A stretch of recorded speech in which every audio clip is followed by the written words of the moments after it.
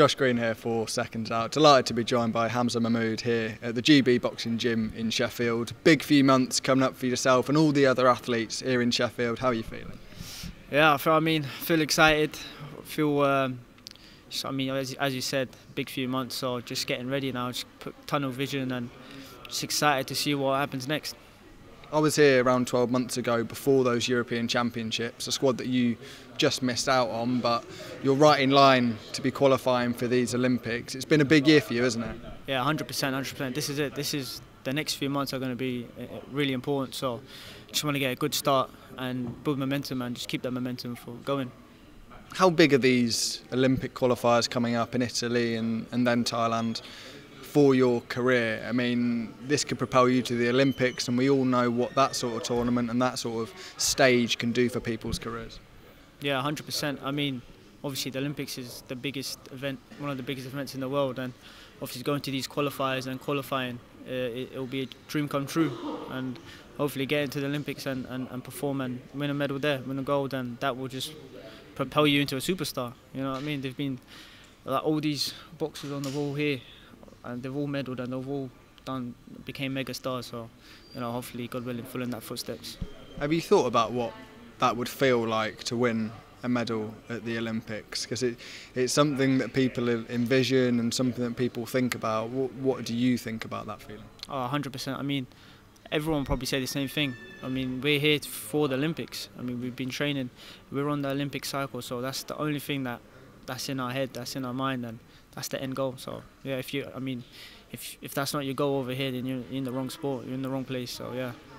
You mentioned some of the names on the wall and the pictures on the wall. There's so many former medalists and top pros and now world champions in the sport that have been in this facility. That must be a huge motivation for yourself and the other guys.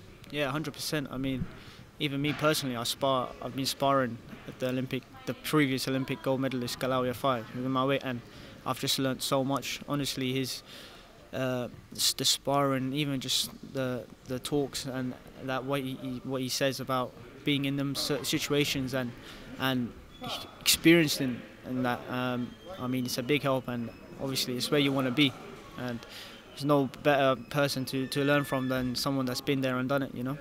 How much does that prepare you for what you've got coming up against the top amateurs in the world in these qualifiers? Because Galal has achieved everything there is to achieve in the amateur game, and he's now doing it in the pro game as well.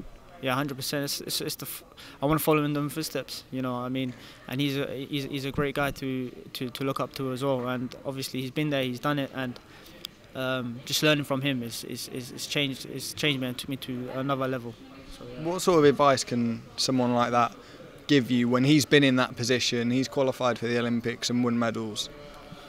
Just give it your best. Give it your best and train hard. And when the time comes, just have that tunnel vision. Don't get over. A lot of people do get pressured and everything. So just stay in the zone and just believe in your training. You don't feel too much pressure going into these big tournaments? Yeah, 100%. I mean, there's always pressure. There's always pressure. But I mean, obviously, I guess the best are the ones who control the pressure, you know? So, yeah. I think it'd be good to get to know your boxing story a little bit, as we haven't spoke before on Seconds Out. Where did the boxing story start for you? Do you remember when you first set foot in a gym? Yeah, I mean, it started off, to be fair, I started off kickboxing when I was 6. And that's what started the journey, and then when I was about 10 years old, I moved on to boxing, and I just loved the competitiveness. I loved the adrenaline rush, entering that ring and competing and just winning. So I'm 24 now. I've looked back and I've won numerous titles, won the ABAs twice, many gold, like 7 or 8 international gold medals. So yeah, it's been a journey. Did you feel like you were talented and you had some natural ability as soon as you stepped in the ring? Because there's some people that really have to graft and work. Some people have a real natural ability. Did you feel that? I mean, I reckon I was really eager, and obviously I think there was, when you're young, you do hear coaches saying, "Oh, you got this, you got the speed, you're gifted with speed, you're gifted with that." But to be at the top, you have to graft, and to stay at the top you have to work a lot harder, and not just harder, but just be strong mentally as well. So I mean, it's a bit of both. You definitely need a bit of both. Who have been the big influences on your career? You mentioned Galal as someone you've worked with. Anybody else who you looked up maybe to when you were younger and coming through? There's definitely been a lot of professionals that you look up to. Obviously, like Muhammad Ali, who's been through the same. Prince Nassim, Amir Khan, who's been through the same circuit here. So there's definitely athletes that have done the same and have gone through the same journey. So they're definitely like big motivating factors for when I was young, 100%. Do you take anything from any of those guys' style into your style, or? Yeah. The speed from all fighters, I would say. There'll never be another Muhammad Ali, but it's always someone that I would look up to, and I think he was amazing, and it's just inspiring. What he's done, not just in the ring but outside the ring as well. So yeah.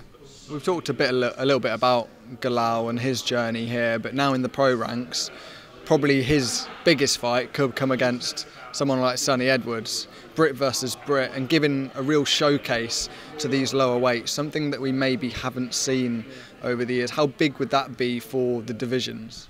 100%. I think the lower weights are just about getting the respect that they deserve. I don't think fights like these are what will bring the attention, bring the excitement back to the lower divisions, and that's what I think it needs as well. A lot of people look at flyweights and they're just small, but I think flyweights, the lower divisions are probably the hardest divisions. You got to be powerful, you got to be quick, you got to be very good with reflexes, and there's a lot more skill involved. So it'll be a big fight, a massive fight, and I've got Galal winning. Go on, give us a quick prediction. How do you think it would go? I think Galal would be too strong, too dominant, and he's just relentless. He'll find a way to win, no matter what. And I think when it comes to it, that's what you need. You need to find a way to win, and he'll find one. Hamza, really appreciate your time, and best of luck for everything you've got coming up. And hopefully we'll be speaking to a Olympian sometime soon. Thank you very much. Nice meeting you. Thank you.